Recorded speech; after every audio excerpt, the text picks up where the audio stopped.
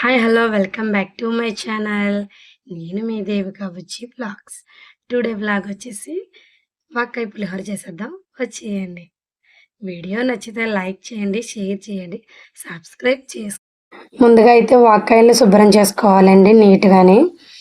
తర్వాత మిడిల్లో కట్ చేసి మధ్యలో గింజలు ఉంటాయి మొత్తం క్లియర్ చేయాలి. చూడండి నేనైతే ఎలా క్లీన్ చేస్తున్నానో. గింజ అస్సలు ఉండకూడదండి. అలాగే నేను మొత్తం అన్నీ కట్ చేసి అన్ని గింజలు తీసేసాను.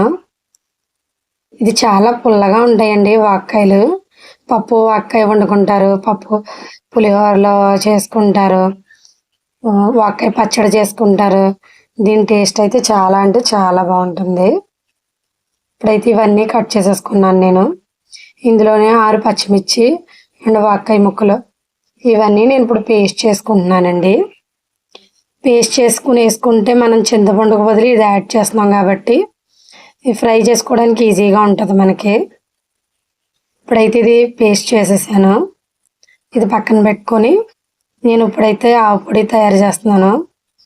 ఆవు పిండి కోసం పచ్చిశనగపప్పు, మినపప్పు, ఆవాలు, ఒక 1/2 టీ స్పూన్ మెంతులు ఇవి పక్కన పెట్టుకొని తర్వాత అన్నం నేను ఎంత అయితే చేయాలనుకున్నా అంత క్వాంటిటీ తీసుకున్నానండి.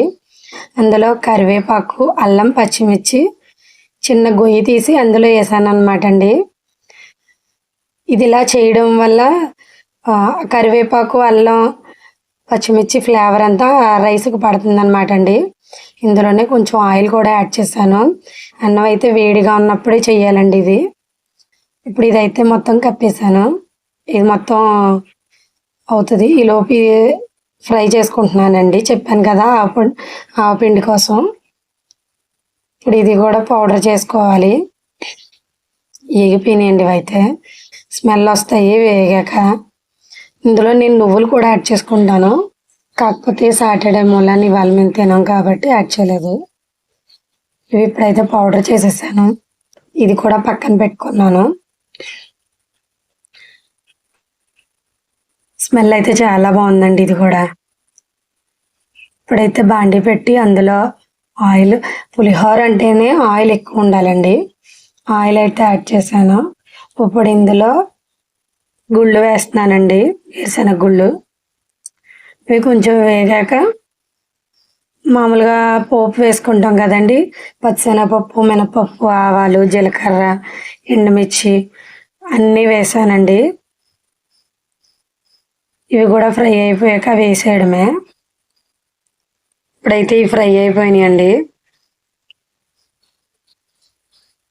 ఇవి ఇలా వేగినప్పుడే కొంచెం పసుపు, ఉప్పు అండ్ కొంచెం ఇంగువ యాడ్ చేసుకోవాలి. పసుపు, ఇంగువ,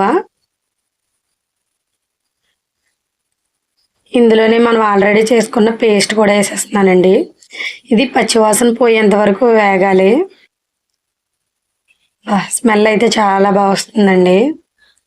చూసారు కదా, ఇది మొత్తం ఆయిల్ అంతా పైకి రావాలి. అప్పటి వరకు ఫ్రై చేసుకోవాలండి. ఇందులో వాటర్ శాతం ఉంది కదా, అది మొత్తం ఇంకిపోవాలి. ఇందులోనే కొంచెం సాల్ట్ యాడ్ చేశాను. ఇదిగోండి ఆయిల్ అయితే పైకి వచ్చేస్తుంది కదా. ఇప్పుడైతే తీసి రైస్లో కలిపేసుకుందాం. స్టవ్ ఆఫ్ చేసేసి రైస్లో అయితే యాడ్ చేసి కలుపుతున్నాను. ఉప్పు సరిపోకపోతే యాడ్ చేసుకోండి. నేనైతే మాకు సరిపడా నేను వేసుకున్నాను. కలర్ అయితే చాలా అంటే చాలా బాగా వచ్చిందండి. గ్రీన్ అండ్ ఎల్లో కాంబినేషన్లో ఉంది. మాకు పులుపు సరిపోదేమో అనుకున్నాను, సరిపోయిందండి. ఇందులో నా ఆవు పిండి కూడా యాడ్ చేసేస్తున్నాను. గరిటతో అయితే అవ్వట్లేదండి, అందుకే చేతితో కలుపుతుంది. ఫైనల్లీ వాక్కాయ పులిహోర అయితే రెడీ అయిపోయింది. మీరు కూడా చూసేయండి. వీడియో నచ్చితే లైక్ చేయండి, షేర్ చేయండి, సబ్స్క్రైబ్ చేసుకోండి అబ్బా. Finally ready. ఇదైతే చాలా అంటే చాలా బాగుంది. ఒకసారి మీరు కూడా ట్రై చేయండి. Okay, bye.